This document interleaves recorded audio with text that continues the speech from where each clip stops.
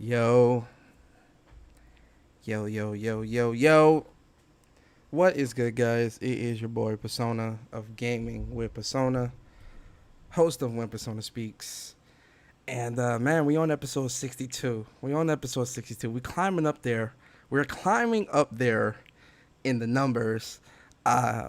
The new podcast that I got, the secondary podcast. Well, I got two podcasts in the works. One with my boy Bari. Shout out to Bari. And there's a new podcast that's going to be dedicated to like interviews and, you know, having the community come through and stuff like that. But for now, we're going to hold it on the When Persona Speaks, man. But this is a special episode, guys. A really, really special episode. And shout out to the one dislike. I don't know. It's funny. I checked it this morning, and I was like, there was one dislike. I'm like, who disliked me? I didn't do nothing. What did I do? Anyway, guys, this is a very, very special episode because I've got someone that really needs no introduction, but he's going to get one anyway. I got somebody very special with me, someone that's very well known within the community. He's out here doing big boy moves, man. He's on two big popular podcasts within the community. And he's definitely a big supporter as well, man. He definitely tries to support us little guys, which I always appreciate as well. Real cool guy, man. Gamer. Mr. JackMoveJohnny. Oh man, what's good? The Pony Commissioner. What's good? Hey, you gassing though? I ain't that major. Don't do that. You know what I mean? Like I'm pretty little in these YouTube streets right now. Hey, listen, man. I see you out here streaming the games. You out here on two dope podcasts. You out here, man. You out here. You know, I'm gassing up. You out here. But I do a little bit. But you know what I mean? You know what I mean? Yeah, definitely, man. Listen, man, I respect it. I appreciate that. I respect it. Trust me, I respect it. But introduce yourself to the people, and let them know some of the games you've been playing this week. What's good, everybody? It's Jack Move. No PlayStation. Well, primarily PlayStation gamer, but I do game on PC occasionally, you know, the terroristic platform. But what happened, bro? You know what's crazy? I don't even know what I've been playing, bro. Oh, I know what I've been playing. I've been playing Dishonored. Well, before that, I was playing, you know, The Last of Us Part 2. Great game. Platinum that. Might run through it again. I'm contemplating that. Been going through the backlog, Dishonored, stuff like that. Waiting for Ghost of Tsushima. I'm waiting for that on Friday, so you know what I mean? I was waiting for you to shout that out. yeah, you already know Ghost of Tsushima. I'm gonna get that a shot. I've just been playing random stuff here and there on stream, but yeah, nothing too major. Okay, that's what's up, man. Like I said, man, it's great to have you here, man. Shout out to everybody in the chat. Let's just jump straight into it, man. So, I've been following you for, I want to say like 4 years, 5 years, maybe. It's been a while since I've following you. I forgot how I've even forgot how I ran into you, how I found you on social media. I forget. I'm trying to think. Probably through Bari. It was most likely through Bari too. Shout out to Bari. Was. So you know how long? I guess the first question I want to ask you is how long have you been doing YouTube? Because you've been based off when I first started following you, it was very evident that you've been doing YouTube for a minute. So like, how long have you been doing YouTube and content creation? Well, I got on YouTube originally in like 2006, but I really didn't get like really heavy into the gaming community until probably about 2009, 2010, around that time. Mm-hmm. When I started creating content, honestly, the first content I ever created was like I remember Uncharted 3 on the PS3, 2011. Mm-hmm. They came out to where you could save your replays on a USB drive, right? And like I would take that and put it on Windows Movie Maker and upload that with like some music in the background, you know, real surface level content. And that's back on YouTube where you can do like video responses and stuff like that. And if they accept the video response to put it under their video. Yeah, those were the like heyday of YouTube. Yeah, they used to be fired. Yeah, like people go back and forth, debates and all that. But I used to send that to like random people. Like I send it to BG, like he'll accept it or whatever. I ain't even know BG back then. Well, I knew him, he ain't know me. You know what I mean? But that's pretty much how I got into it. Then when I really like real deal got into content creation was probably it had to be 2013, right before the PS4 drop. Okay. Like, yeah. So what made you Was it Uncharted 3 that made you like get into it? Like, what really made you like say, you know what, this is something that I want to take serious and really, turn it into something that's profitable, something that could be potentially a career. You know what's crazy, and I really regret this. I didn't view it at first. I was just like, this is just something fun to do. You know what I mean? Some because I was originally like I was in different communities. I was in like the movie community, DVD collecting community, wrestling community, and the game community. All that. I always wanted to make videos, but honestly, to be honest, bro, I was nervous. I was nervous to make videos. I couldn't stand the way my voice sounded. And I didn't know what to do. I didn't know what to make videos on, what to do. But what really got me taking it serious is when I linked up with like Shokio, Dr. Trey, them just some Nintendo guys in the community. Mm-hmm. I started hanging with them on Skype, and I had just mentioned. I think I had mentioned I wanted to like start doing videos or whatnot. And they were like, yeah, you should really try that or whatever. And they really motivated me to do videos, So Yeah. I give them credit for that. Yeah. But I give my credit to Barry, because Barry used to always be like, yo, Sony, man, you gotta. You got good thoughts, man. Well spoken. You got to do YouTube, and I'm like, ah. Then I finally took it serious. I definitely get it. Do you see like content creation being something that like you do for the rest of your life, like, or do you see like any type of burnout? Because I know sometimes I see you on Twitter. You'll put like, I don't really feel like streaming today, or you guys ain't really coming through. Like, give me your thoughts on that, man. Are you getting burnt out? Are you tired of it? Or is it the, let me know. No, you know what it is? It's like, I don't think people realize, like when you see people doing like what we doing right now, right? If you just boil it down to, base level, you'll be like, oh, they just sitting up talking. It ain't that difficult, right? But when you do this stuff, you might stream 5-6 hours a day, doing it 5 days a week, 7 days a week. Eventually, and then you're dealing with a multitude of people, right? You dealing with assholes. You dealing with people that chill, people that question everything you do, people that critique every move you make. Like it's irritating. You know what I mean? It can get irritating. Or if you feel like you putting in a lot of work, but you're not receiving that same type of support, stuff like that. So it can wear down on you. Me personally, I'm not getting burnt out, but I do get like tired sometimes. And another, I'm lazy, bro. Like, you know what I mean? Yeah. Like if I do a stream and it do like numbers, like damn, I ain't expect that many people to come through, or I get like some crazy donate. Like I might take the next week off. Like I'm good. Like I ain't even know it's gonna hit like that. You know what I mean? So yeah. It's one of them situations, but I'm not getting burnt out because I see myself doing this for the rest of my life. If I say monetary wise, if I could like maybe double, triple up on what I'm doing right now, I could definitely do it for a minute. I mean, so do you want to be like a professional streamer? Like, like I hate to shade them out, but like Ninja, like you trying to be like some pro streamer like that, or you just trying to be someone that you don't want to really be bogged down, because you nice in Last of Us, you nice in that Uncharted. You feel me? Definitely nice in them games, man. Is this something where like you would want to make it into like a brand, like, like, because you got this Pony Commissioner slogan, and a lot of people, they rock with you, man. A lot of people in the community.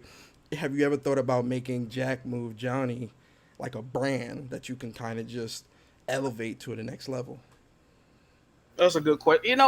I should actually like move differently as far as what you're saying. Like I could definitely market myself more as as a brand instead of what I'm doing right now. Only thing about that, bro, I wouldn't mind going to that next level like that, but I'm so like, some of the stuff I say is so like flying off the, like, you know what I mean? I don't really got no filter when it comes to certain stuff, and that's my fault. But I kind of like speaking my mind, and but that's good though. That's a good thing. That's good, but you can get canceled. Hey, 2020, that in 1990, that might have been good. 2020, you getting your ass canceled. You know what I mean? So, well, I mean, I guess it comes with its goods and its bads. I think if you speak in your mind, because like I said, I see a lot of what you say, because we follow each other on social media, and oftentimes a lot of what you say, like, with like, remember when the whole MLB stuff started happening with PlayStation and, all these different things, some people may look at that, I looked at that as, this man is speaking his truth. Like he's speaking how he feels. I respect that. Even somebody that may not agree with you, I feel like them seeing you voice your opinion and really stick to your guns of how you feel, you gotta give a man respect for that.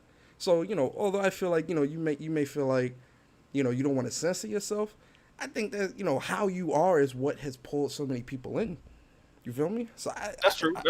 hey, listen, you start putting out some, you know, Pony Commissioner shirts and all, I'll buy one. Some JackMoveJohnny shirts, I'll buy one for real. Okay. So when it comes to Weapon Wheel podcast, how did that happen? Because I remember it was, I seen the growth with BG. I seen when the podcast grew and it really became a brand. I remember when he made it a LLC, and, you know, you, Kids Move, BG, you know, J Mega, all you guys made that, like, you know, that's the spot. So, like, how did that happen? How did you get involved in that? That's a great question. All right, we're gonna have to reel it all the way back. All right. So, like I said, back in like 2010, 2011, 2012, I knew BG because I was watching his content. He didn't know me. All right. So that's that. I remember Shokyo. I know a lot of y'all know Shokyo. He was streaming on Twitch, and I ain't gonna lie, I had like a disdain for Shokyo. You know what I mean? We still, even though we cool, we still, you know, he might text me like, "I hope you die tomorrow." You know, just some crazy shit, right? So we still got this little back and forth. It's crazy, right? Yeah. So I'm in this chat. I'm like, dude, I'm roasting them, getting, you know, just saying crazy shit in the chat, trolling or whatnot. I see Dr. Trey in the Skype call, right? Now, at this point, I don't like Dr. Trey, right? Okay. You know, he just say a whole bunch of silly stuff or whatever. Long story short, he definitely says long story short, he's still saying wild stuff to this day. You know what I mean? Yeah. So, long story short, with that, I end up trolling. But really, I was like, bro, just please let me come in the Skype call one time. I want to cuss this dude Trey out. I leave. That's all I want to do, right? So they invite me into the Skype call. We end up roasting each other, whatever. I leave the Skype call. I'm like, all right, cool. I'll let y'all, you know, whenever or whatever. So I end up getting added back to the Skype call because they were like, oh, this shit you said was funny or whatnot. So I end up kicking it with them. Of course, they know BG. They know Hard 8. They know Black Bond.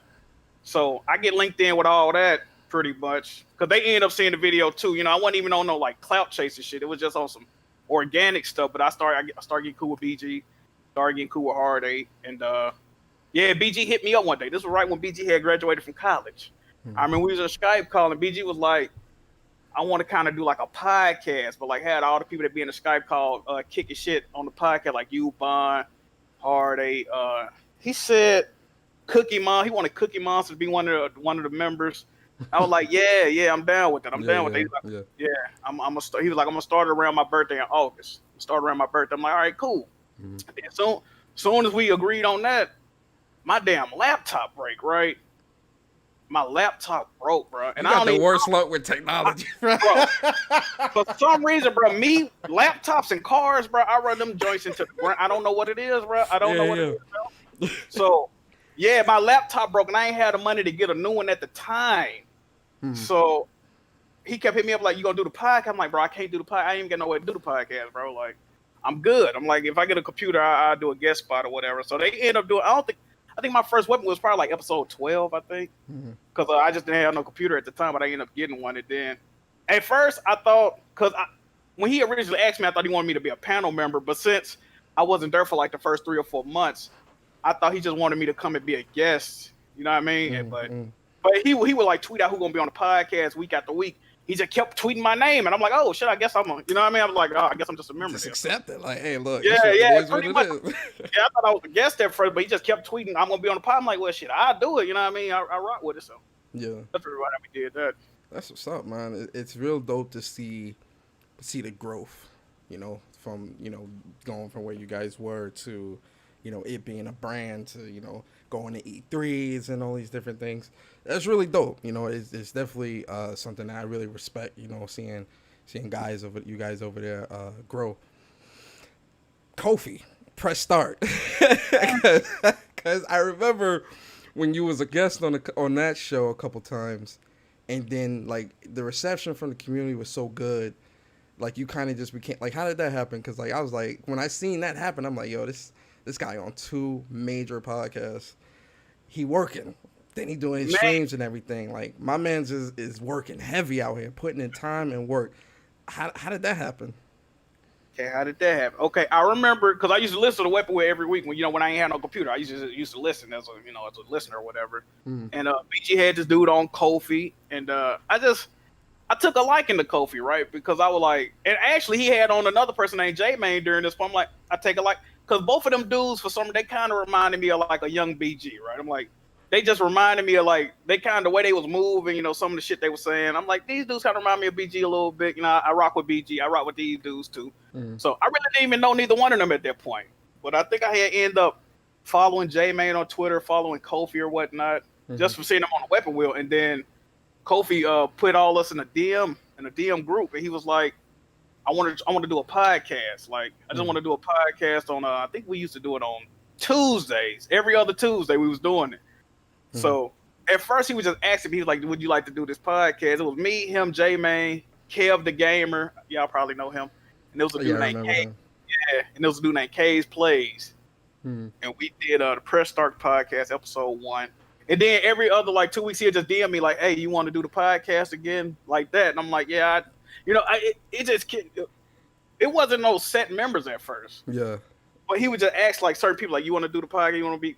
So it was really just, it was really us four, but Kev wasn't really a set member. He kept switching people out. But yeah, we just kept doing it every 2 weeks. And then eventually he was like, yeah, this the cast. It's kind of the same thing with BG. He was just like, yeah, it's us. I'm like, all right. Cool. Because he asked me are you down? I'm like, yeah, I'm cool.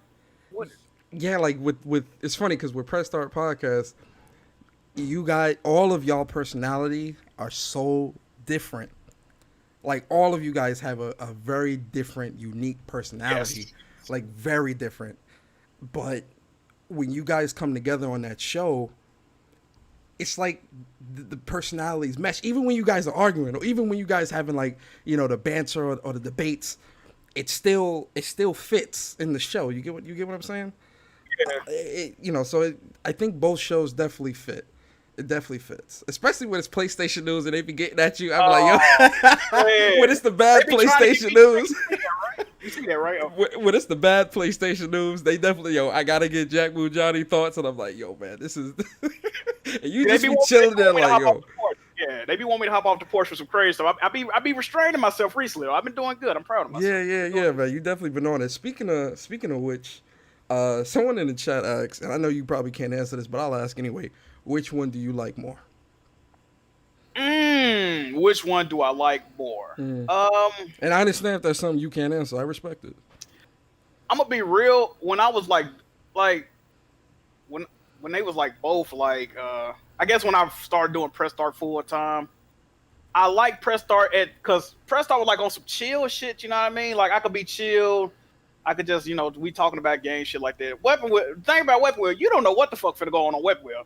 You know what I mean? Yeah. It was different dramas every week. You know what I mean? Yeah. 1 week, Heartache might just got beef. I'm like, bro, what? You know what I mean? One week he got beef or sometimes Weapon Wheel be a reality show, bro. I'm saying it got so crazy to a point people thought we was acting and making up. I'm like, bro, this is not WWE, bro. Oh no, I couldn't make this shit up if I wanted to, bro. So you just never knew what type of new beef was gonna happen, what guest was gonna come over there and say something crazy. It was a real war zone. It's still kind of like that on Weapon Wheel, but yeah, I like both of them for different reasons. You know what I mean? Yeah, they both offer something different. I respect that. So I gotta ask, how long you been the pony commissioner? And by that I mean, were you always for PlayStation, from PS1 days since back in the day? When did that kind of start? Have you played? Were you into Xbox at any point in your life? Nintendo, all these different things. When did PlayStation become that? Must. This is where I'm going to be. This is where the games are for you. You know what's crazy? Persona, bro. And this is a misconception about me, right? Growing up, I had pretty much every console, bro. When I was, I had when I was a little kid, hand me down NES, 5th birthday SNES. And my sister had the Genesis, N64, PS1.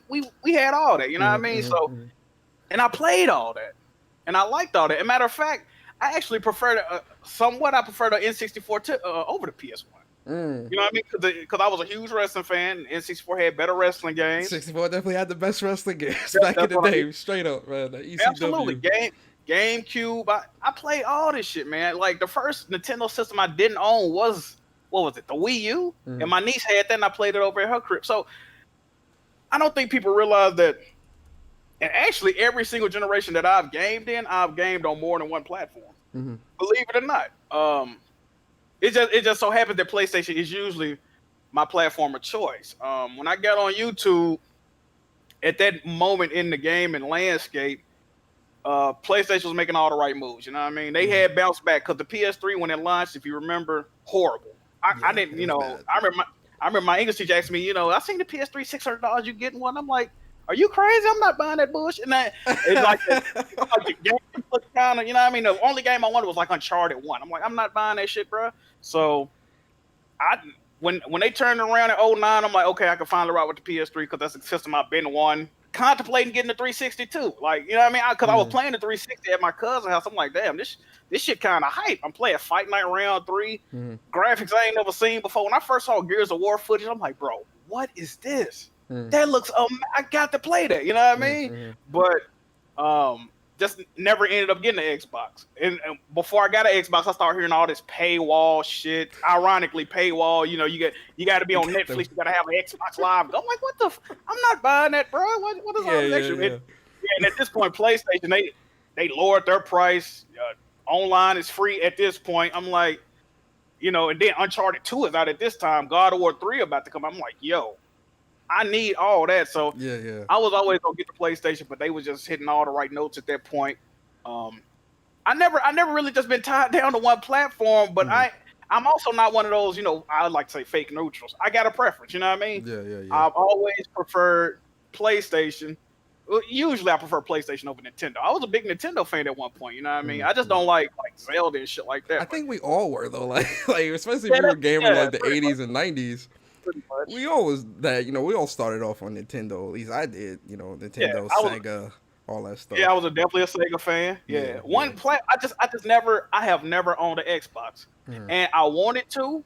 I really wanted the OG Xbox because they had Shenmue 2, and the only way you could get that game is if you either imported it on the Dreamcast from Japan or bought it on the Xbox. I never got one though, but definitely wanted the 360 as well. But after that, bro, like. You know, like it was really like 2009 that really flipped that shit for me. Yeah. It's funny too because with me, I actually bought a 360 before I bought a PS3. Because you remember the 360 came out before the PS3, like a year before. So I had grabbed the 360. I was playing Assassin's Creed, Halo, Gears, COD. Like I started playing, like my first time playing COD multiplayer was on 360, ironically enough. But once that PS3 hit, it was a different ball game. Like things kind of just, it clicked, you know. And you know, it's as big as an Uncharted fan as you are. I know you was hardcore on that Uncharted 2 multiplayer. Oh, absolutely. That Uncharted 2 multiplayer was, in my opinion, the pinnacle. Like that was the peak of Uncharted multiplayer. Because 3 was trash and 4 is great, but nothing replaces 2. I guess what games for the PlayStation, not PlayStation 4. Yeah, we'll say PlayStation 4. What, in terms of like the games that you've been floating around now for the PS4 this gen, like what has really like had you like over the hills hype? Because for some people they'll say, you know, this gen isn't really as great as people make it out to be, but you know, the Metacritic scores and the sales numbers say otherwise. You know, what games were Jack Move feeling this generation hardcore? This generation, hold on, you can hear me right because it messed up a little bit. Okay. The first game that really come to mind, honestly, is Bloodborne. Yeah, Bloodborne, because I was never a Demon Souls guy, never a Dark Souls guy, but and I didn't want Bloodborne at first. The only reason I got Bloodborne, well, I kept saying I'll wait for it to go on sale. I tried on sale because even though I did not like those games, I really liked the setting of Bloodborne, that Victorian London, you know, Jack the Ripper-esque type vibe. I like that gritty, grimy look to it, right? So I'm like, I try that, even though I don't like necessarily the gameplay. And I was actually gonna rage quit that game the first day I played it.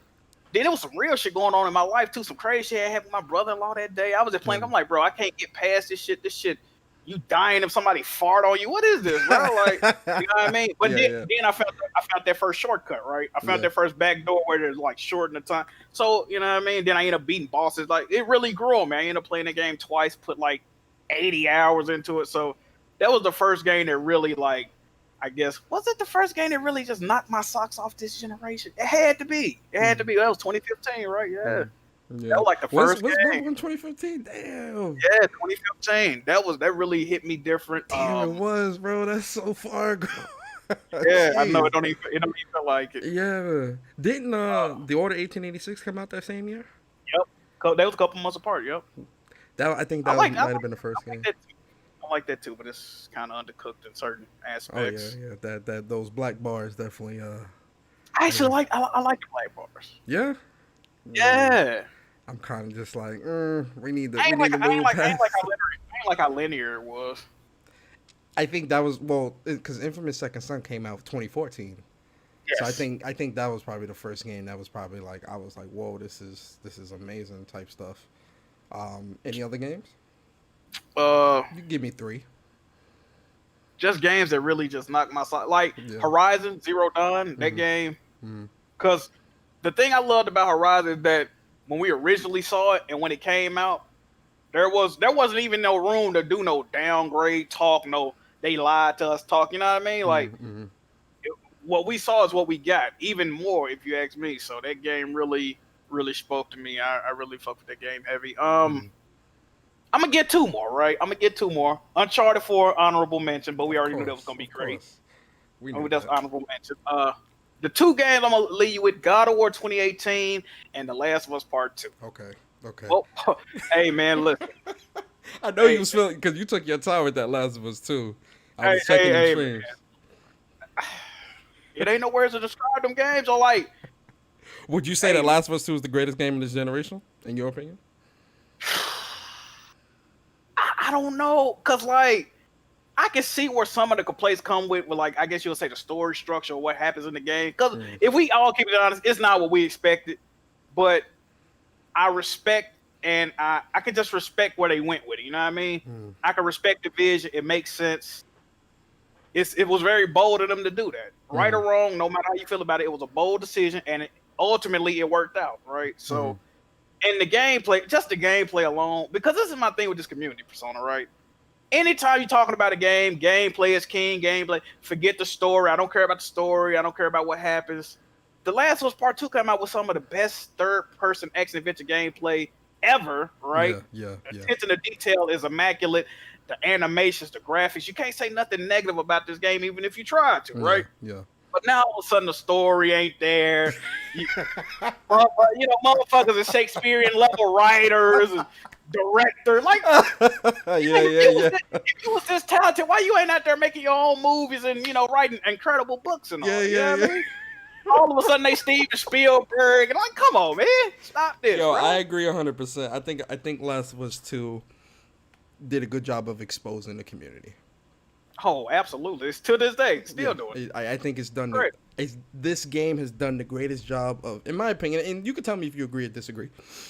2 things. It's exposed how much people truly do hate PlayStation. Oh, absolutely. 2, it shows that people truly don't play the games. Because if you played through the game, you would have understood why everything happened in the beginning with that leak that came out. So it's like, are you playing the games? Are you watching the games? Are you experiencing this stuff? You feel me? I read a comment that was so asinine, bro. Usually I don't really attack people, say nothing off the wall. Bro, I had to him, like, bro, you're an idiot, bro. Like, this dude was saying, I played the game and just so many plot holes. And he just started listing off stuff. And everything he listed off was, like, explained in explicit detail during cutscenes or gameplay. I'm like, yo, you did not play this game, my man. Yeah. What is wrong with you? It was just like with the Abby situation where she's too buff, and like they were saying it's unrealistic for her to be this brolic in an apocalypse. And I'm like, the first mission, not when she's a kid, the first mission when you wake up, you literally walk past the gym.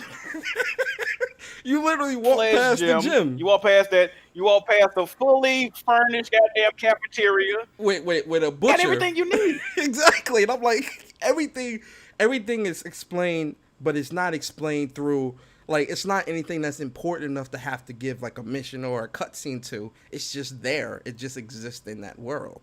And I think a lot of people in the community, when they play games, they get tunnel vision. They're not really looking at signs on the wall or their surroundings. They're just looking at, I need to go from point A to point B to point C. Would you agree? Absolutely, bro. Like, and this is what's crazy. And I don't want to get stuck on this, but the way people describe this game, it really irritates me, right? Because I talk to the same person. I always come from the same person, right? Mm-hmm. They'll say, "Oh, they didn't go into depth about this.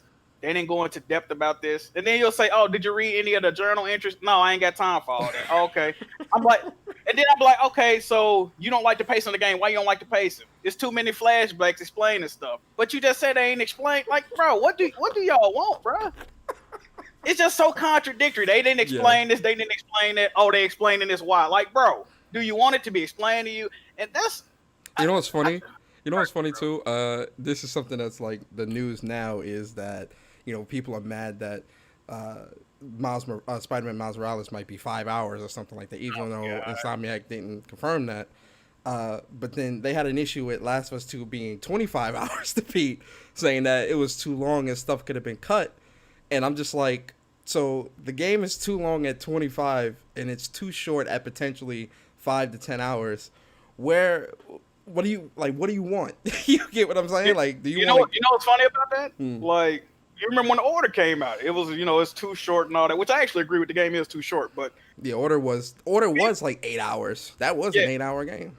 And people were complaining about that heavy, but if you look at the statistics on that game, most people that played it didn't even beat it. So are you sure it's still people are not beating games? Like, that's what I'm saying. Like, and then you'll say, well, you don't even beat, a 6 hour, 7 hour game. Why do you need a game long? Well, and then if they don't beat it, well, I got a life, this, that, they got all I got kids. Yeah, like, come on, dude. Come on, bro. Yeah, I agree with you 100%. To kind of get in this realm, because you were one of the few people that was Sick was vocal about this. Shout out to Sick. Bari was vocal. I was vocal. You was very vocal about this, and I definitely want to kind of like get your thought process and kind of let you like explain to not just me but to the viewers why you feel the way you feel about the PlayStation, how PlayStation's moving. So what I'm talking about is when PlayStation was talking about the whole MLB situation and that losing its exclusivity, then we see Horizon going to PC. Death Stranding, even though Death Stranding isn't IP owned by PlayStation, it was something that was started on PlayStation and moved to PC.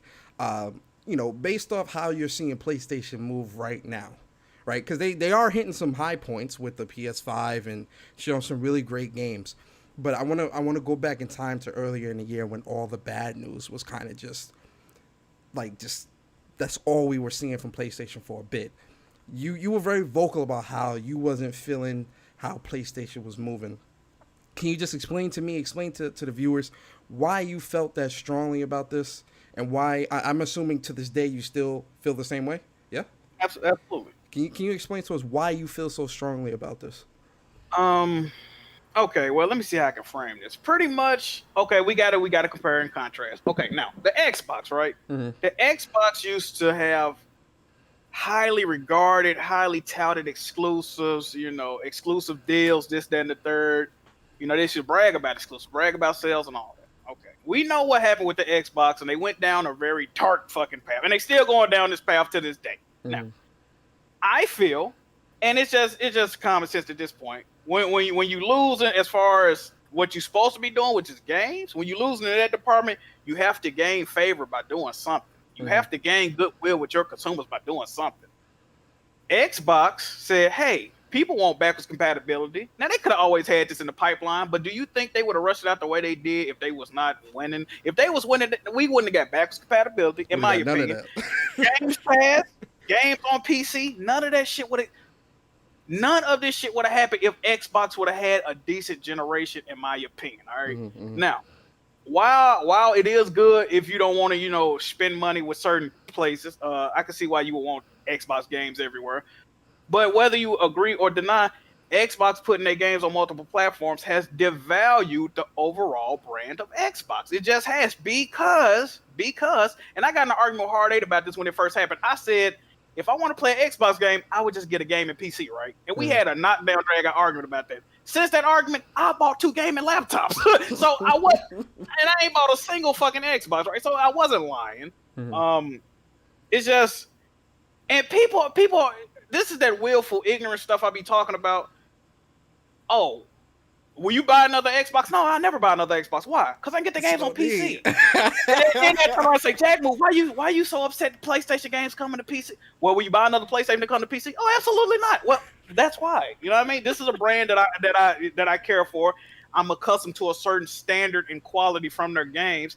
And also, you just get better games from, I feel, closed box systems development. Because when they developing a game for PlayStation or the Nintendo Switch, that's why the Nintendo Switch exclusives are so optimized as opposed to third-party games. Why is that, Jack Move? Because they are developing specifically for a certain spec, okay? When you develop for PC, you're developing for a variety of specs. Somebody can have a goddamn SSD. Somebody can have... Right? So you don't know. You just got to put some shit out there and hope they can run it. You hope it's compatible. So I just feel... Same way I feel about Xbox, right? Putting your games on another platform will devalue, and you gonna get a quick buck, right?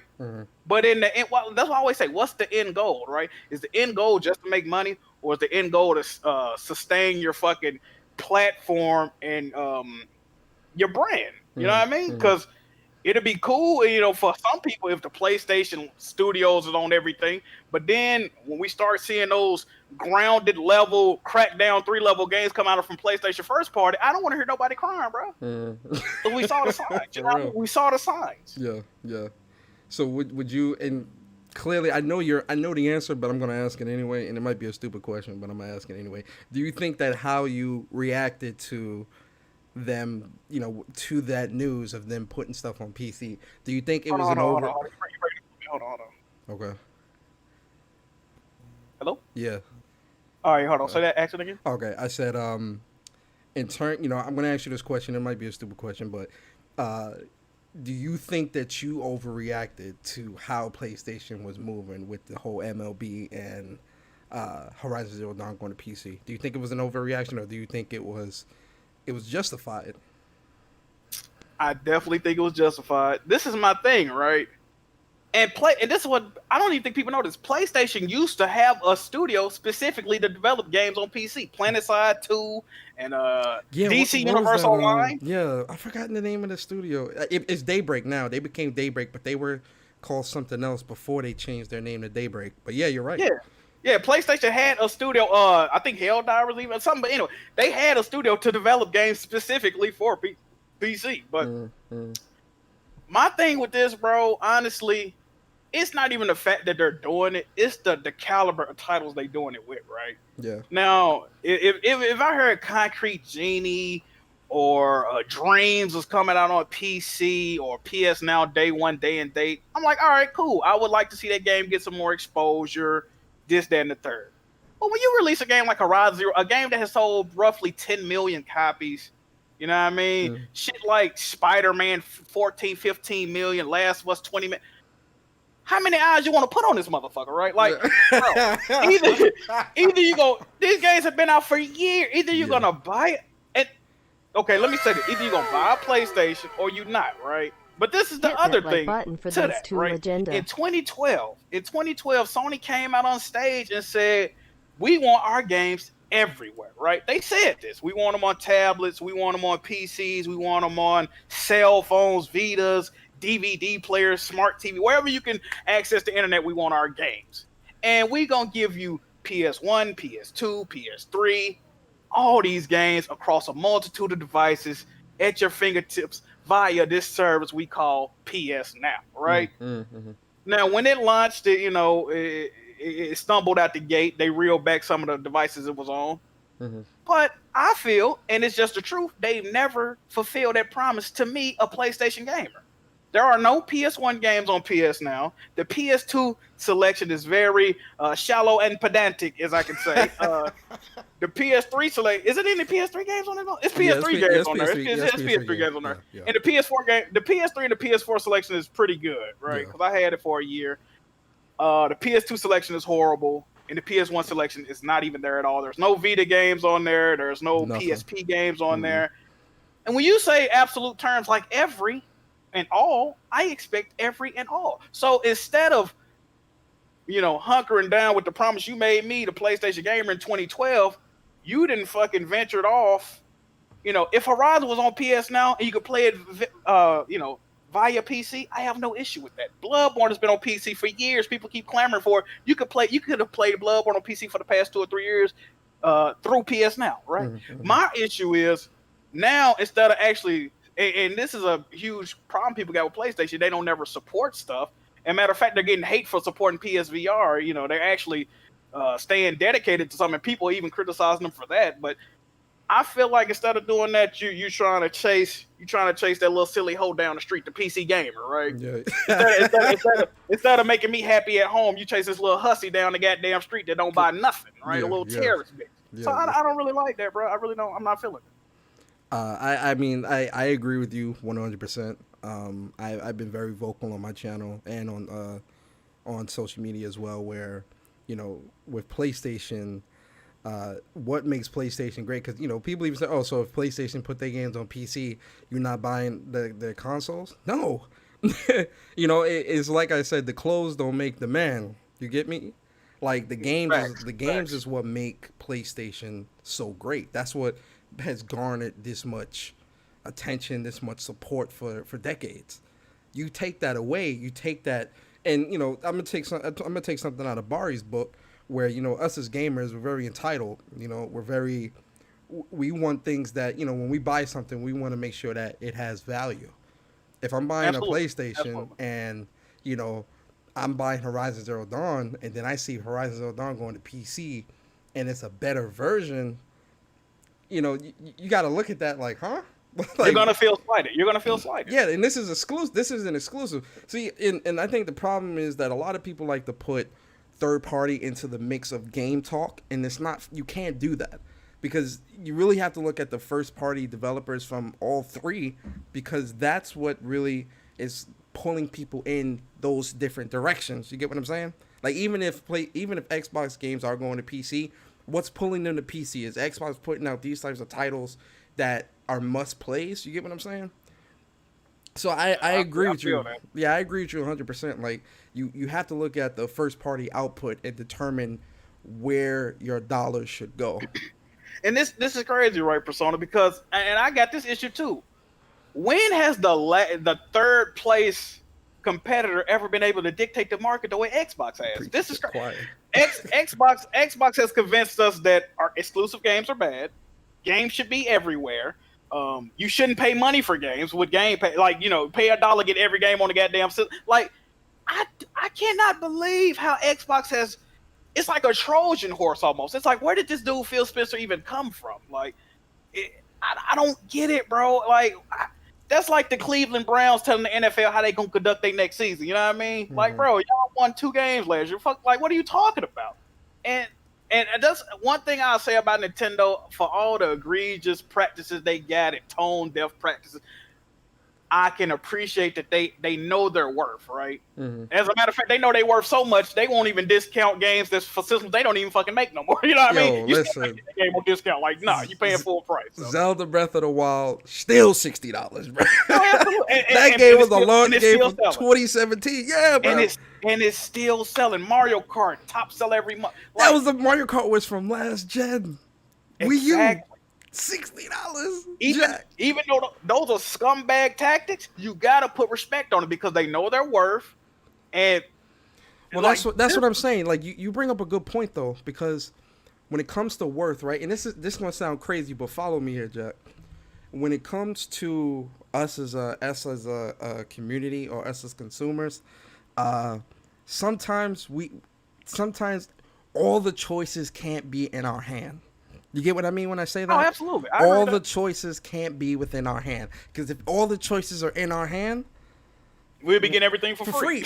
Listen, bro, this is what I'm trying to say. Exactly. It sounds crazy because, like, to someone that's just listening to it on its surface, it sounds like I'm saying the consumer doesn't matter. No, what I'm saying is, if you own a business, right, and You come in, a customer comes into the store and they got a bag full of groceries, right? They get to the checkout line and you looking in their face and you say, "Oh, you pay what you feel you owe," and they just walk out.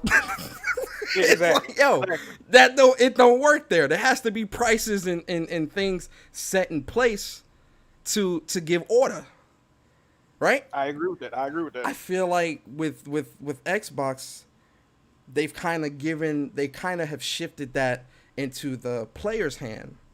We let you choose where to play. We let you choose this. It's like, wait a second, bro. Like, you know what's funny about that? Yeah. I remember reading an article right before the Wii U launch, right?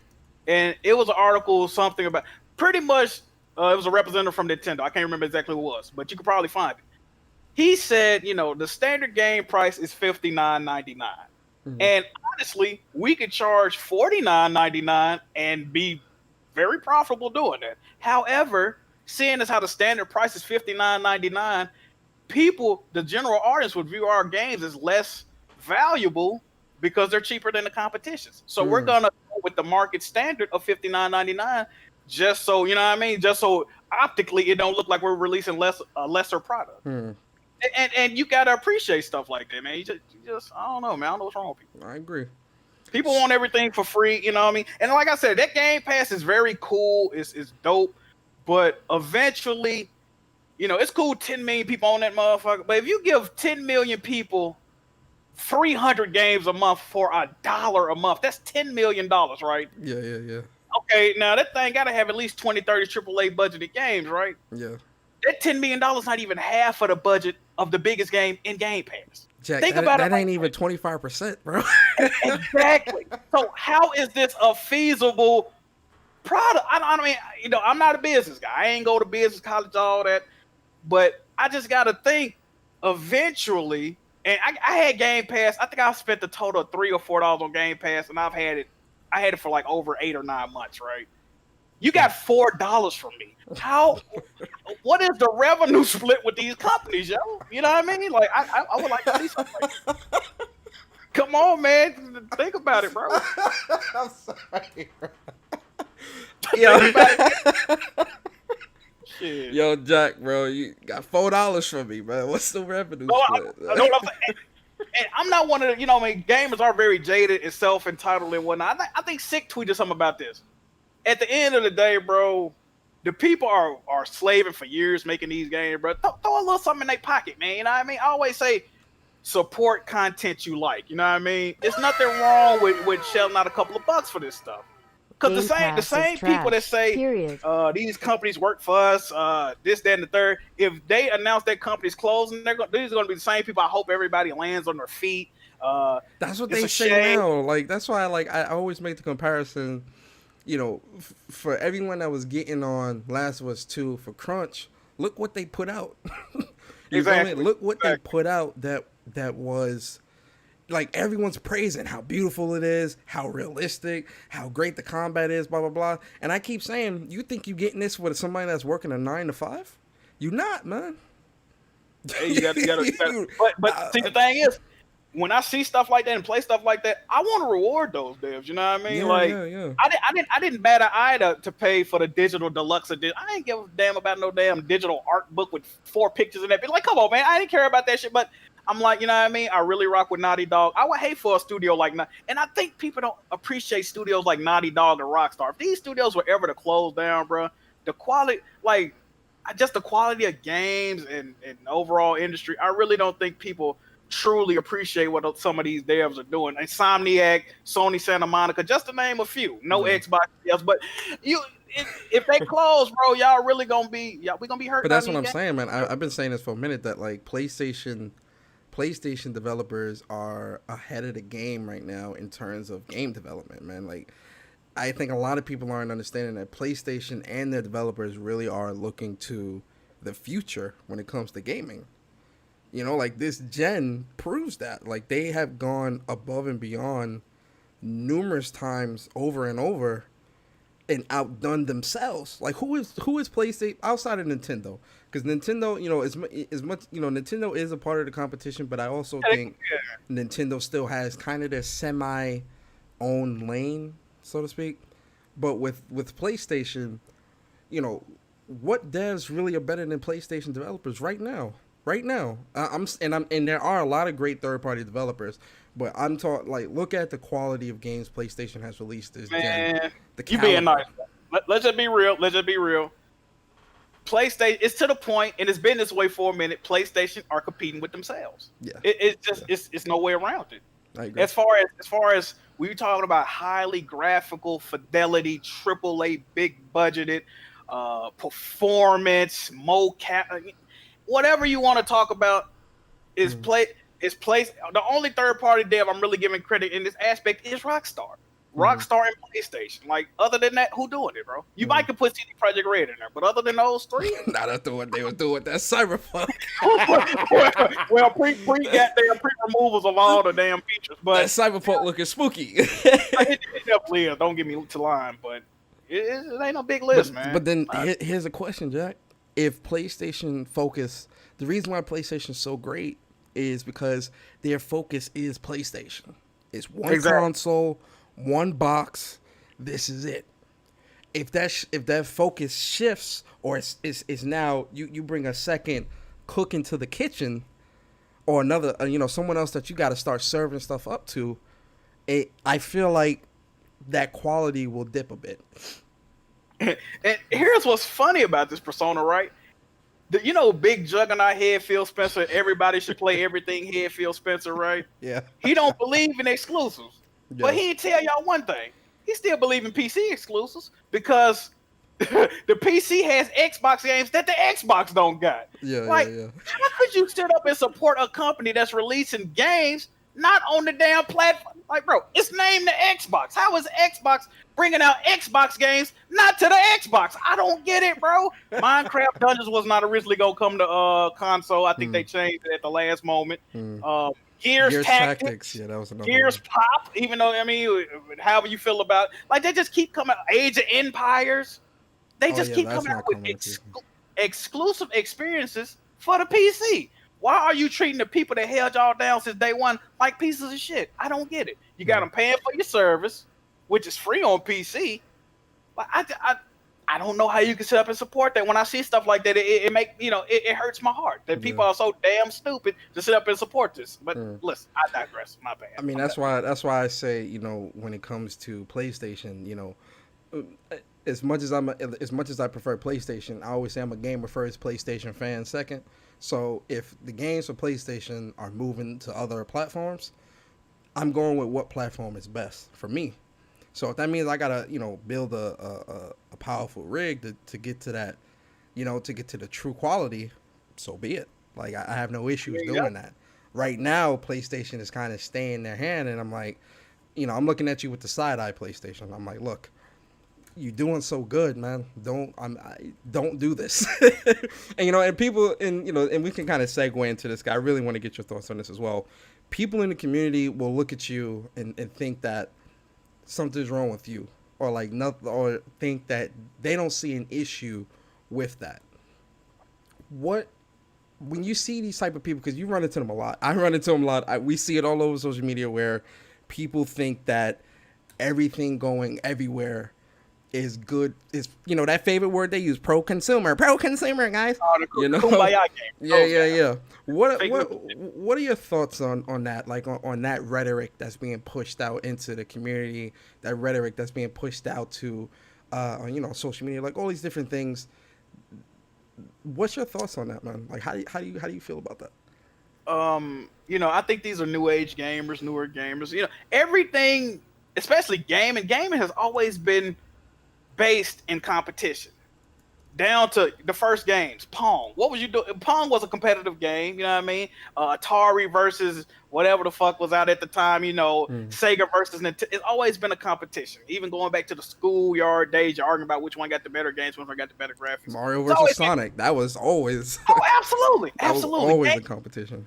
Gaming is based in competition, and competition is good because hopefully it makes you strive to do better, right? Yeah. But Xbox has come along with this kumbaya, my lord, mindset, and of course PC gaming. See, PC gamers are like the bastard stepchild of console games, right? because they got all the amenities, but they ain't got, they ain't really got nothing to utilize them on. So they feel left out. They always butt their head into console conversations, even though they claim not to care. And a lot of these PC guys now, they used to be Xbox guys, right? But Xbox said, hey, ditch this Xbox and get you a PC. So now they're PC gamers all of a sudden, right? Ironic. Yeah. So, you know what I mean?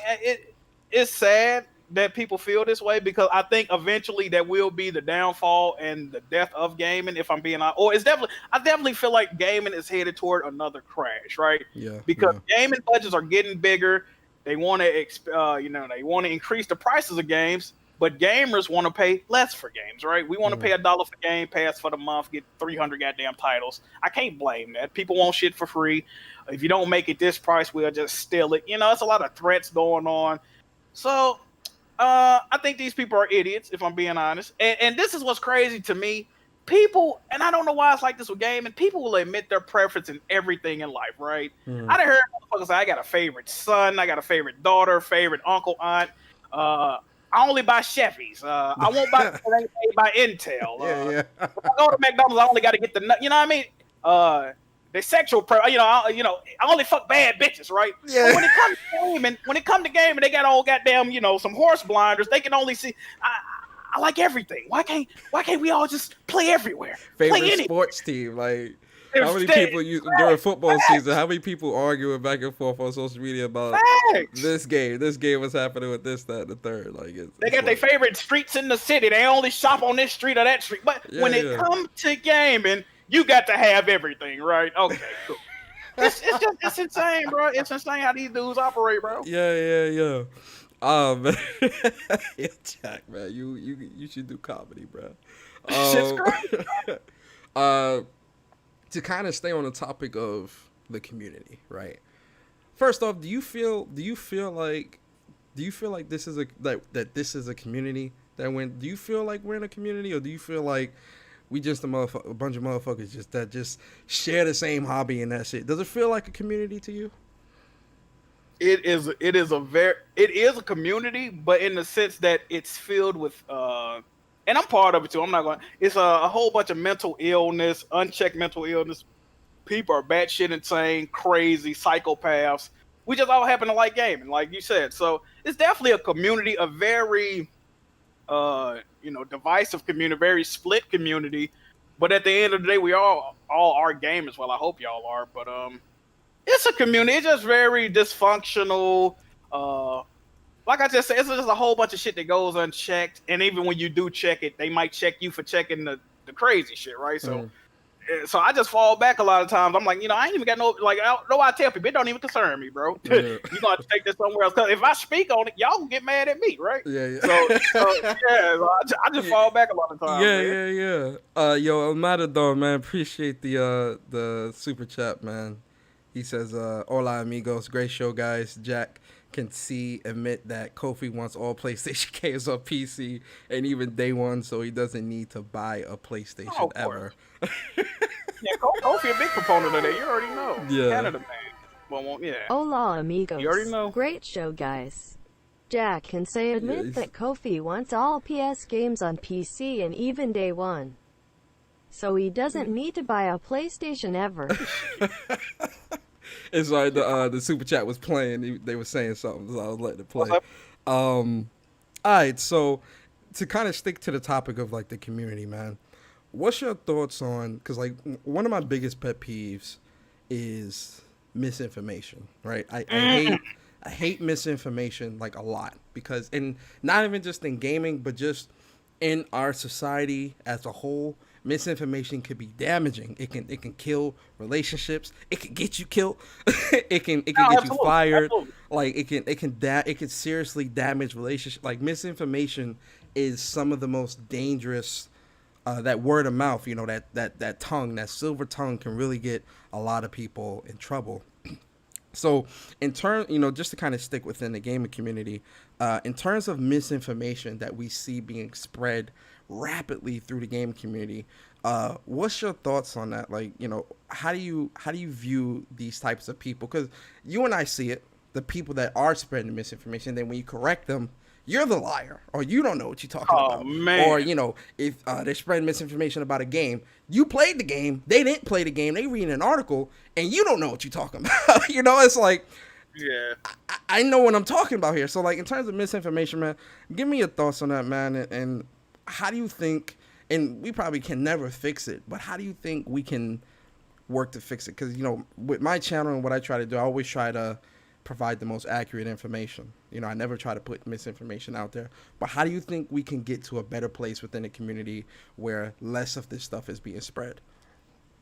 My issue with this, bro, like, I think there's a difference between just being ignorant to a topic or getting secondhand info and asking about it or saying it. But the thing about it is, a lot of these people, they know what they're doing. They know what they're doing. They're pretending to be ignorant.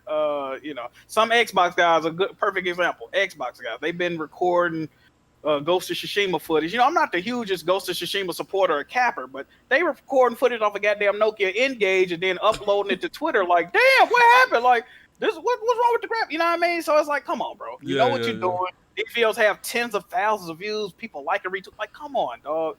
Like, the only way to cut down on misinformation. Now, I don't got no problem with slander or making jokes, but it's a difference between making jokes about something and then just saying a bald-faced lie and spreading it as the truth, which was a lot of these people are doing. The only way to really cut down on it, we got to stop giving these people clout. You know what I mean? And I, like I said, I'm guilty of this too. I might humor it sometimes, like, bro, what are you saying? Or I might retweet it like, damn, look at what's wrong with this? You know what I mean? We got to stop doing shit like that. We got to stop retweeting the videos. We got to stop watching the videos. We got to stop interacting with these videos because that's what they want. At the end of the day, they want a reaction, right? It's an evolved level of trolling.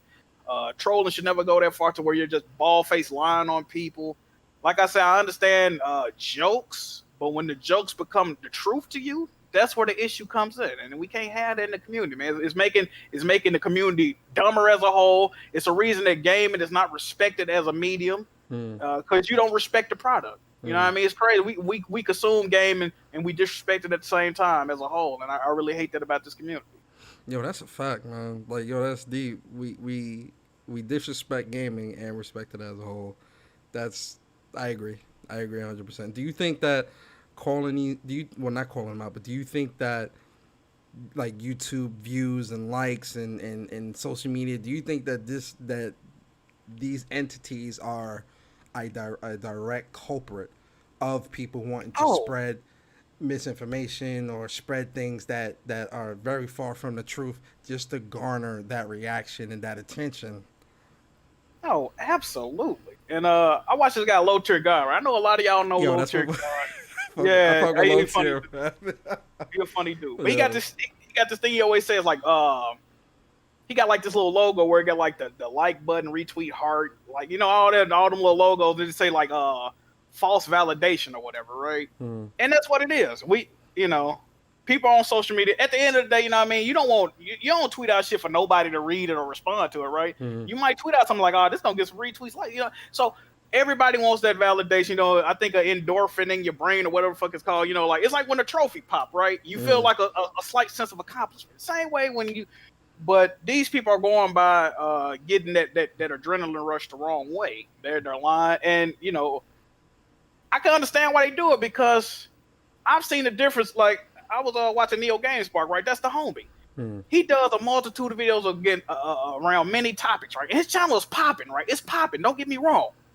But he'll do like a video about an RPG or this game. It might get a few thousand views. Oh, I just bought an Xbox.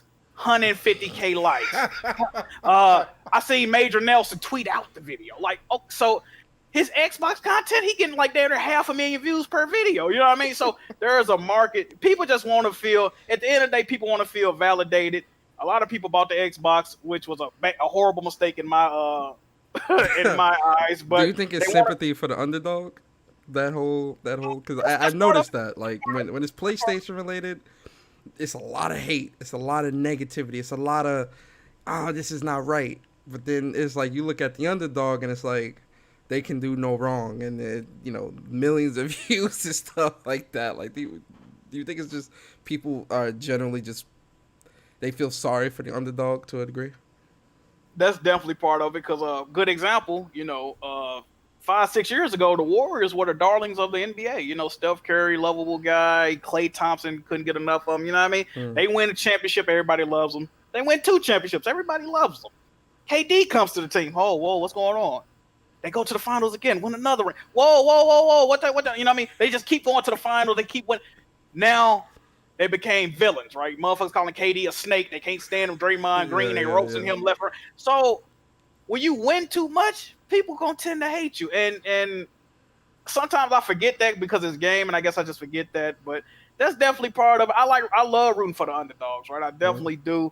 Not in this case though, because I see what the underdogs are doing, right? They're being very sneaky and underhanded with a lot of their tactics.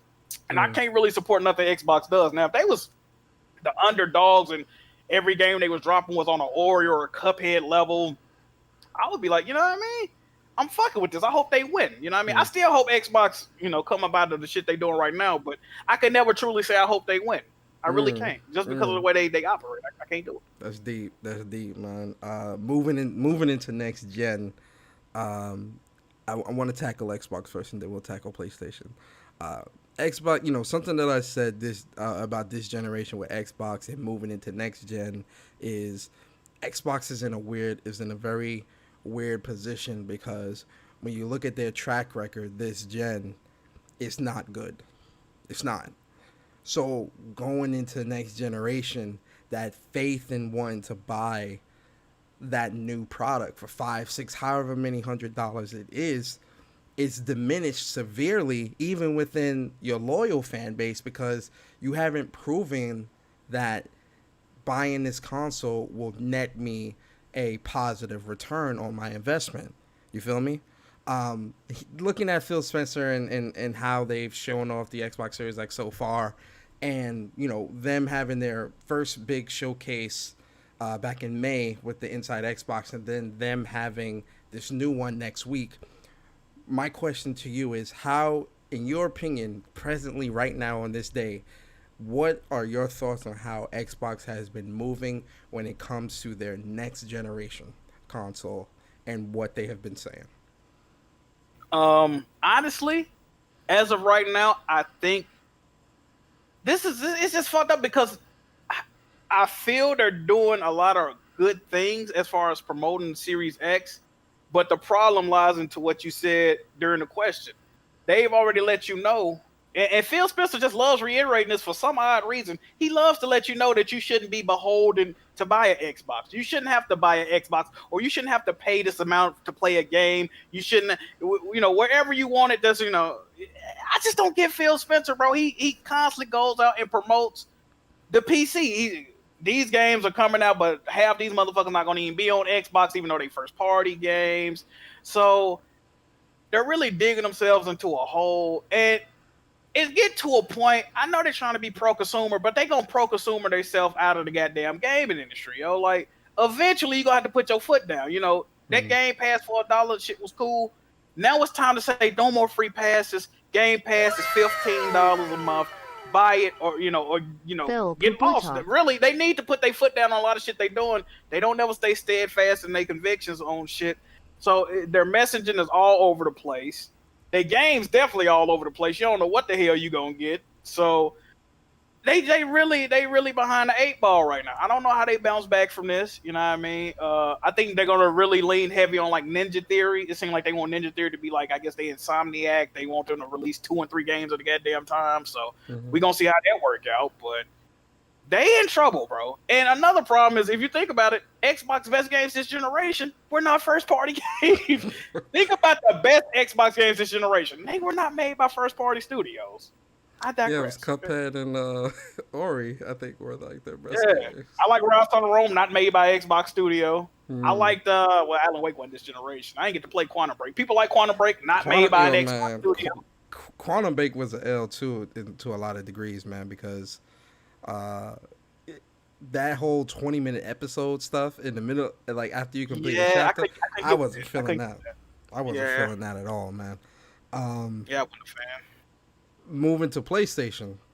PlayStation's hitting, in the beginning, and I think this is kind of me. I'm going to have to eat a little bit of crow here, because in the beginning, I was definitely like, PlayStation, all this bad news, then you ain't telling me nothing about next gen, and then, COVID hit, like all these crazy things was happening, and I was like really pissed off at PlayStation. I'm like, PlayStation, you not telling me enough. Like, I need information. But then it's like, when PlayStation really started like really divulging their info, it was just a plethora of info. Like, it was almost overwhelming. So looking at the PlayStation 5, right, and looking at how PlayStation has been moving this year so far, how you feeling about the PS5? Is it a day one? What's your thoughts on how they're moving so far? PlayStation, overall, right, as of right now, I'm satisfied with how PlayStation moving. My issue is, right, I need them to be more transparent with stuff, okay? Now, you said, the Horizon thing, well, y'all was just going to do that or whatever. The wording didn't even make sense. He was like, we're just putting this out there. Like, why are you just putting it out there? What are you trying to test the waters, or what exactly were you trying to... I just want to ask, what were you trying to accomplish? Was it because that's the Decima engine and Death Stranding was already going to PC, so you might as well just put that on there too? Like, what exactly is the end goal with this? Are games going to start coming to PC? Just let me know, right? Like, just don't, don't piss in my cup and call it apple juice. Just let me know what's going on, bro. Say, we plan on bringing older titles to PC, or we plan on bringing this to PS now. Just be honest. Be honest with me so I can know what I need to do going further, right? If you come out and say all PS5 games, they might be exclusive for 3 to 6 months, but then they'll be on PC. Well, maybe I need to look at getting a PC, because I don't appreciate that as a PlayStation. I'm an early adapter. I was there day one. I'm paying premium price for a lesser product. I'm not an Xbox guy. I don't stand for that, right? So let me just need to know if I need to go somewhere. But other than that, the game announcements, I'm very satisfied with. I would like to see the pricing, of course. I would definitely like to see the pricing. But if they nail that down, I got to see how much, it's external memory and all them peripherals and shit like that cost. But other than that, man, I ain't really got too many problems with PlayStation right now. Yeah, I right now I'm happy with PlayStation, but I'm still, like I said, I'm looking at them with the side eye, because I'm like, I'm never gonna forget that you bring in first party exclusives to PC. Oh, absolutely. So even while I'm in the store paying for this PS5, in the back of my mind, I'm like, you second guessing a little bit. Yeah, like, am I a fool for this? Like, don't sell me this, and then 2021 you talking about, oh yeah, by the way. Because you're going to hear me. You're going to hear me, and you're going to lose a consumer. You feel me? That's facts. Yeah, like, I really don't, I don't like it, man. And I like I said, I can respect you and, a bunch of other people in the community for voicing that disdain. You feel me? Something else I'll say, right? And I've been saying this. With PlayStation, I'm there as long as the quality is there, right? Now, let them start bringing all their games to PC, and then we see another, Horizon 3 come out, and the shit look like Lego City Undercover or some dumb shit. Like, let me just start, or another Last of Us come out and some top-down Diablo clone. Like, I'm gonna be done, bro, because everything we said came to, fruition. I need them to stick to what they know work. You know what I mean? Sometimes you ain't, chasing a quick buck. It ain't always that quick money ain't the best money. Sometimes you got to know that. Well, not only that, but you have a perfect example in front of you, Microsoft. They're doing this, and nothing is working for them. You feel me? It's just like, I get it. You got like some of the best developers in the industry, but you're gonna lose people on your system. You about to lose a large portion of your fam. That 100 million. If it's they can turn to 50. They can turn to 50 real quick. That's what I'm saying. What I'm saying is, like, even if you put PS4 games on PS5 on PC, like next gen, like once we get fully into next gen and people are seeing that PS4 game, oh, so this game's going, Spider-Man's going, this is going, that's going, God of War, all these games are going. I'm guaranteeing that PlayStation 5 won't hit 100 million. Bro. Because a lot of people will wait and be like, oh, well, all these games going, why am I buying this? These will go eventually too. This is what people don't understand, right? It's literally a well-known meme that they call the PC waiting race. Master wait, whatever they call. PC gamers are known to wait until a game is dirt cheap. They'll spend $3,000 on the rig, won't spend $20 on the game, right? This is normal with PC gamers. So if they waited 3 years in getting the game that they've been wanting since 2017, if I saw Horizon 2 coming out, I'm not saying, oh man, I need to get a PlayStation. I'm saying, oh man, I can't wait for 3 years for this motherfucker to come out. You know what I mean? Exactly. It's like, come on, because like realistically, you can't put Horizon 1 on PC and not put Horizon 2. Not expect 2 to exactly. You can't do that. You've already opened that door. Like, you can't close it back. It's too late. It's open now. So if Horizon 2 doesn't come to PC, the whole PC community is like, well, then why the hell did you put 1 on here? What was the purpose of that?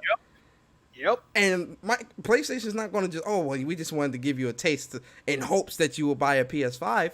No, that's not how this works. That's not how this works. It's great. First off, Horizon has been out for 3 years. You ain't buy a PlayStation is $200, $150. You ain't buy one yet?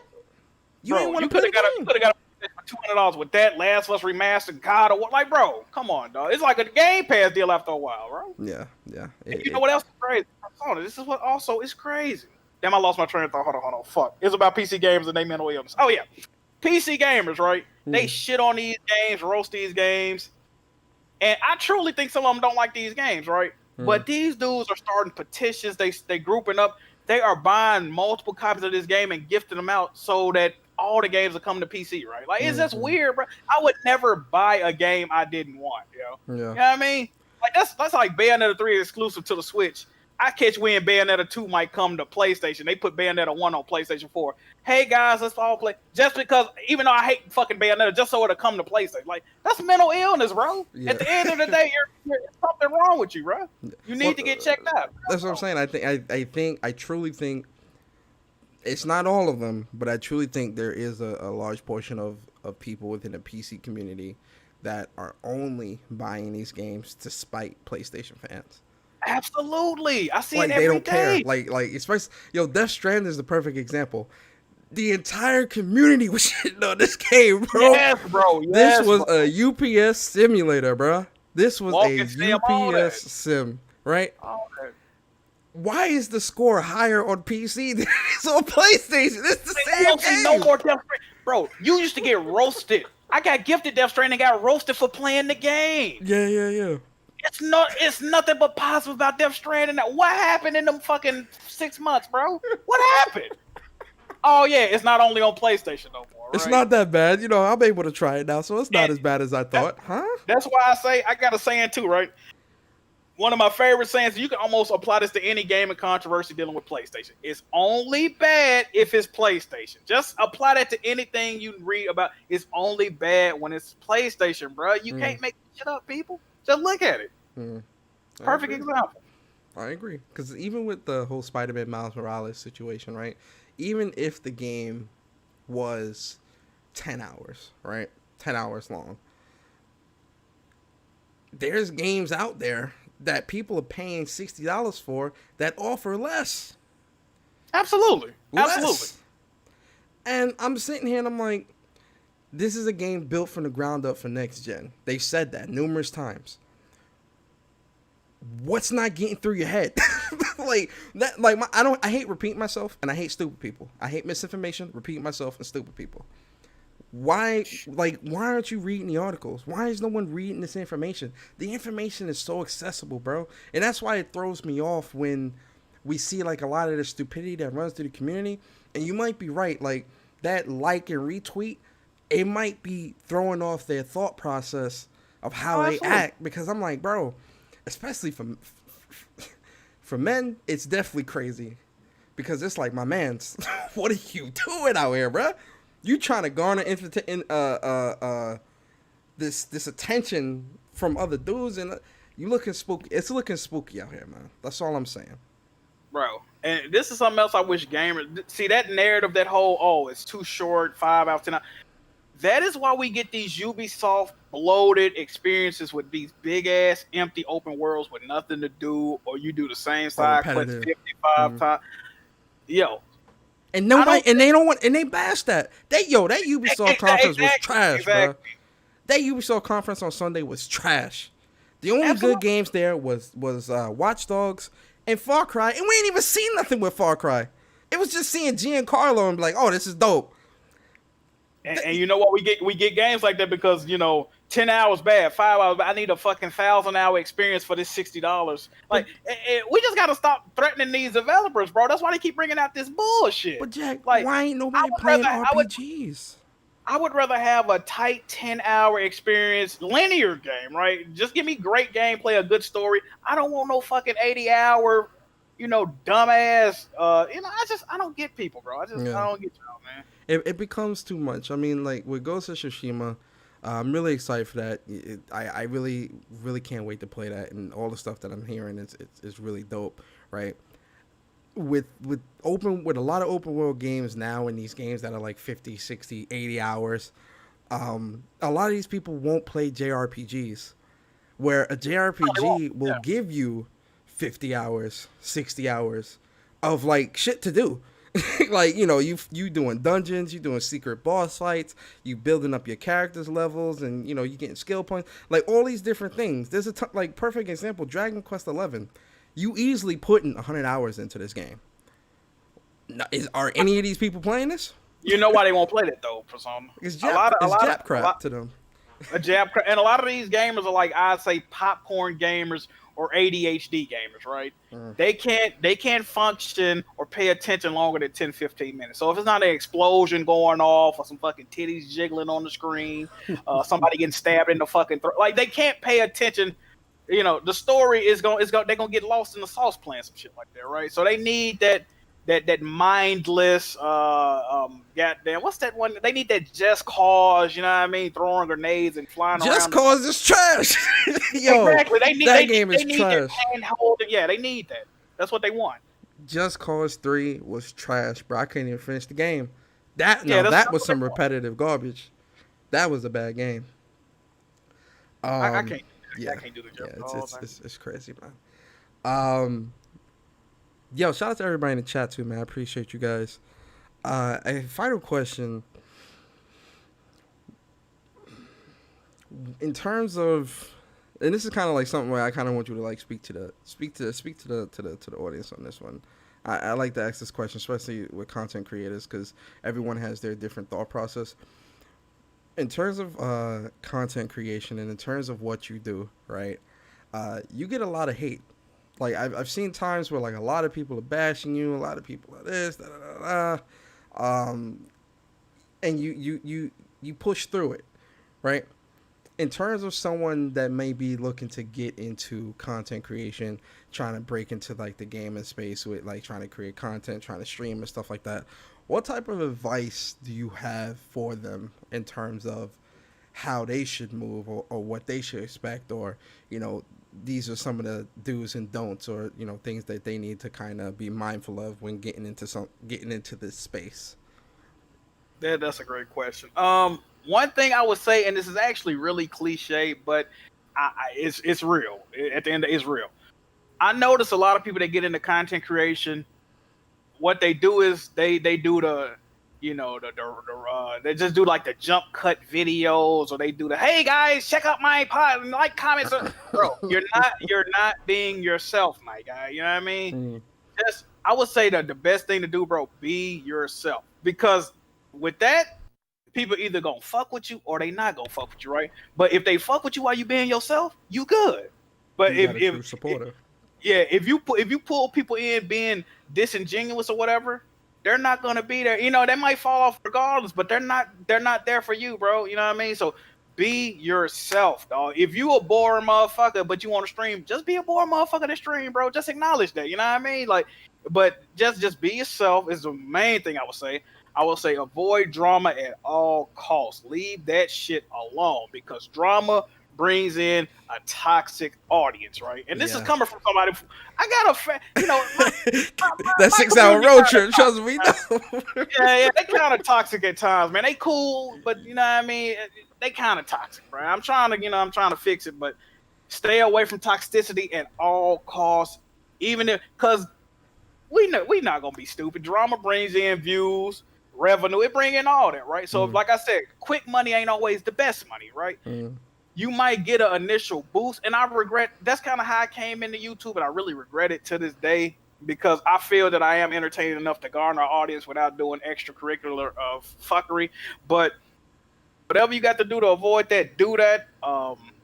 Just be yourself. If you're streaming, or even if you're not streaming, stay engaged with your audience. I always tell people, right? Even if you ain't got nobody, if it's one person you're streaming and that one person is you reading off a tablet, be commentating the stream. Even if you ain't got nothing, talk about what you did that day. Damn, I ate some yogurt today. Shit was nasty. Just talk, bro, because eventually somebody gonna come in there and strike up a conversation with you. You know what I mean? Yeah. So you just got to stay engaged. I would say get into it for the right reasons. You know what I mean? Don't think you're going to get famous overnight. Don't think you're going to be popping overnight. You ain't going to be ninja. Yeah, exactly. Like, I'm still not worried. You know what I mean? I could probably be bigger if I came in on a different way or did shit differently. You know what I mean? So just, you know, I'll say that's the main things I got to tell you. This is kind of a, and you know, you don't have to answer, but I'm curious to how you will answer. Do you think of yourself as a part of the crumb side? Oh man, that is a very good question. You know, I hate that term, man. I definitely hate that term because I think we putting a ceiling on the community, right? Yeah. When you say stuff like crumb side or this, that, you putting a ceiling on, you're putting a lid on it, right? You can't go above that. I feel that, you know what I mean? But at the same time, I know the people I'm associated with. I know who I am. I tend to indulge in the fuckery here and there. But you know what's crazy about this whole crumb side thing? And I think Heartache coined the term because, you know, other side of YouTube, they getting full pieces of bread. You know what I mean? They really in their bag getting bread. And we fight for fucking crumbs, right? Which he's not wrong about that. Yeah. But what's crazy is I'm still in a lot of different communities. I'm in the shoe community, even though I don't even collect fucking sneakers. I just watch the video. I don't know. Hair community I watch. The waves, yeah. I'm definitely in the wave community. Heavy. Yeah, I watch like a lot of different communities. I watch Funko Pop. I don't even collect Funko. I watch Funko Pop videos, comic book videos. It's beef in all those. The shit that goes on in the crumb side is 10 times worse than all those communities. I seen a dude pull out a goddamn AK on somebody in the goddamn Google Hangout over tennis shoes. I can't make this shit up, bro. He pulled out an AK on dude, said, if I ever see him putting my blade in you all time. I'm like, yo. And then one of the other dudes he was beef with called his wife behind his back and was, I'm like, yo, this shit, bro. But you know what's funny? You know what's funny? There's even beef in the full loaf of bread community, like the ones that really make it. Because you know, I seen it was Ninja and a couple other like big youth streamers beefing, and I'm like, beef is everywhere. Like, you feel me? Like there's beef everywhere. I do agree that that crumb side term, it definitely is a ceiling, right? I feel like, see, gaming is such a saturated market where at some point we all are sharing each other's view. Like, we all sharing the same views. And what I mean by that is, you know, we tend to get the same people in our field, you know, live streams, commenting on the videos, sharing it out. Like, my thought process is, and I appreciate all my support. You know, I've just recently kind of blew up a little bit and starting to really get my flowers. But I think part of the problem with the gaming community and within our space, right, is there's a lot of people that have made it out of the, and I hate to use crumb side, but for lack of a better term, we're going to use that term, made it out of the crumb side, or, you know, they're a little bit higher up on that ladder of the crumb side. And, you know, they pulling in thousands and thousands of views, but won't big up the ones that's also doing, and I'm not talking about these drama channels, but ones that are really trying to build an audience and really trying to grow. You don't see them really turn their head back and be like, yo, you know, extend their hand out and be like, yo, let's, you know, come on, let's go. You know, let me share you out. You know, let me share this, let me share that, let me, you know, whatever. And I don't know why, you know, but that's just how it is. I think part of it is, for a lot of people, there's this crab in a bucket mentality. Oh, absolutely. Where, oh, you know, he's growing a little bit. Let me stop sharing his channel. Let me stop retweeting. Let me not like his videos. Let me stop giving him views. And it's like, why? You know, why stop that? You get what I'm saying? So I think with this specific area that we're all in, we have to eliminate that crab in a bucket mentality so that we all can grow, because we all can grow. There's millions and millions of people. We all can grow. You know what that is too, though? And I noticed this. I think a part of it too is that, damn, I don't know if I want to, you know what I mean? I don't know if I want to put, like me, for instance, right? Say one of my homies that's not really in the crumb side, you know, because I got some homies that's really popping. I don't know. They probably like, I could put stamp on Jack Move, but I know Jack Move get out of pocket sometimes. I know the type shit that happen with Jack. I don't know if I even want to associate with my name with that dude. You know what I mean? At the end of the day, because that might come back and look bad on me. I think it's something like that too.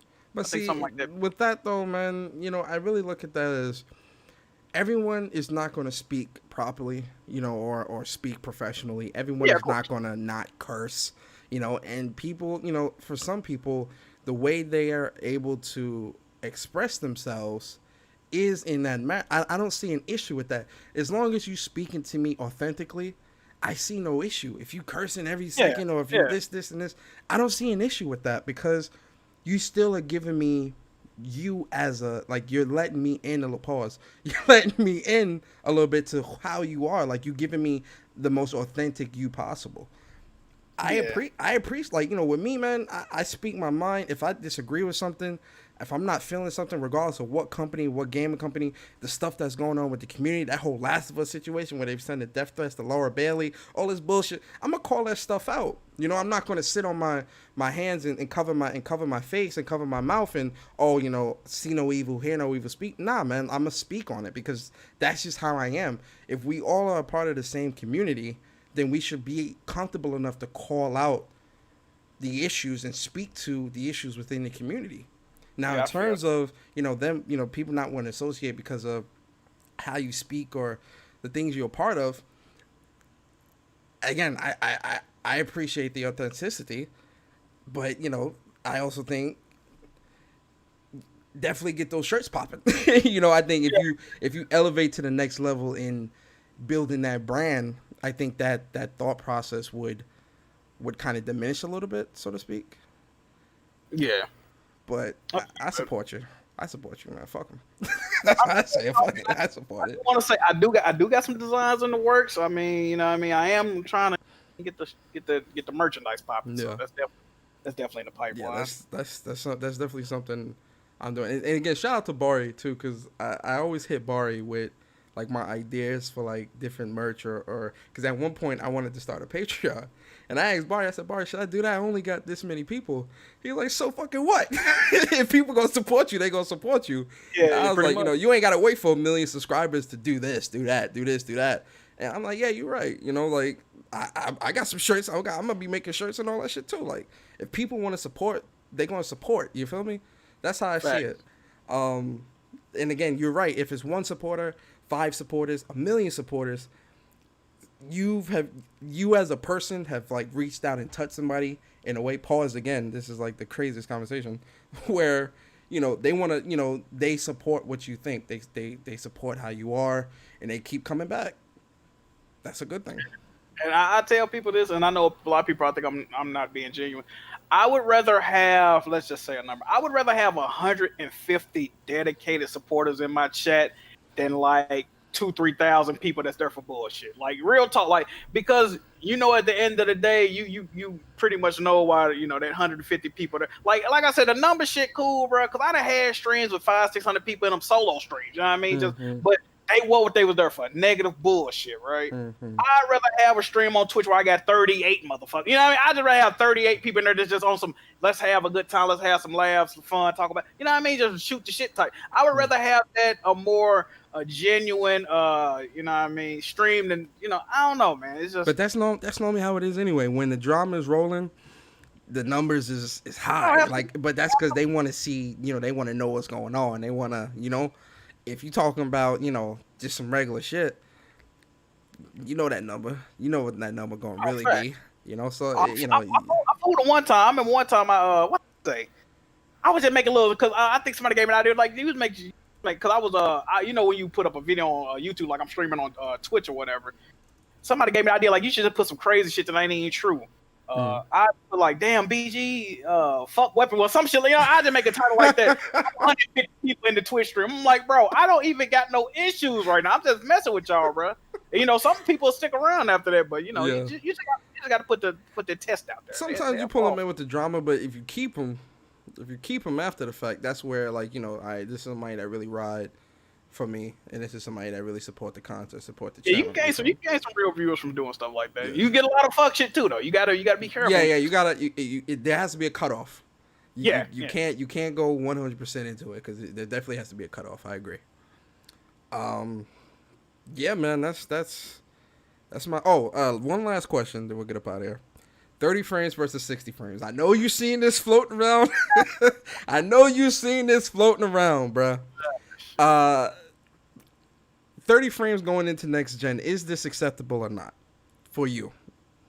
Okay, this how I'm going to write it, right?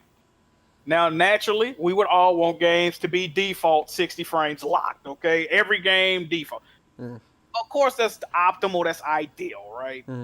But I'm not like Black Bond. 30 frames per second is like I said, it's playable, but it's not ideal. All right, I could deal with 30 frames if it's a locked 30 frames for certain games. Shit like I want Last of Us to be 60 frames, but I played it at a locked 30. I'm cool. God of War, even God of War had an unlocked frame rate. Just certain games I played at 30 frames, it does not bother me. Ratchet and Clank, it does not bother me. Spider-Man, it didn't bother me. Would these games play better at 60 frames? I'm sure they would. Would I like them at 60 frames? Of course. If they're not 60 frames next gen, will I have a problem? Not really.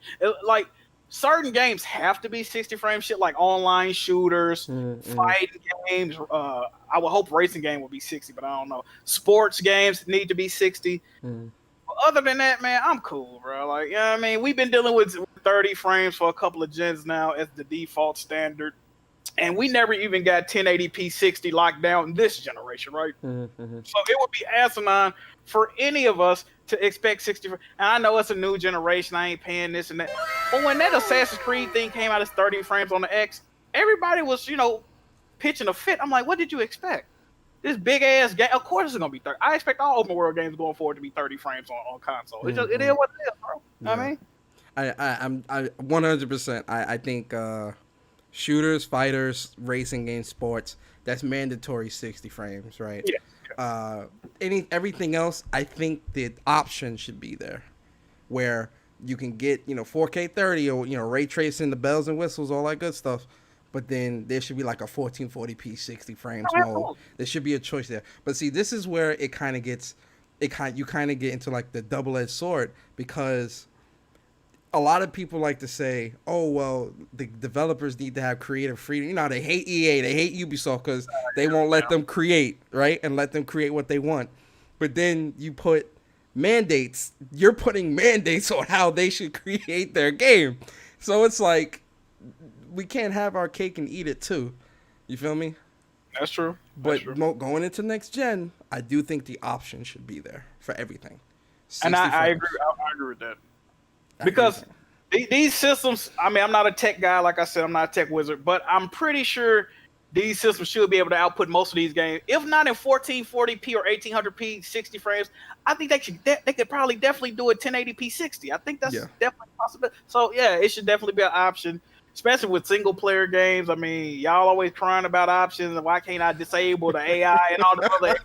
So, yeah, why not give me the option to run it at 60? I agree.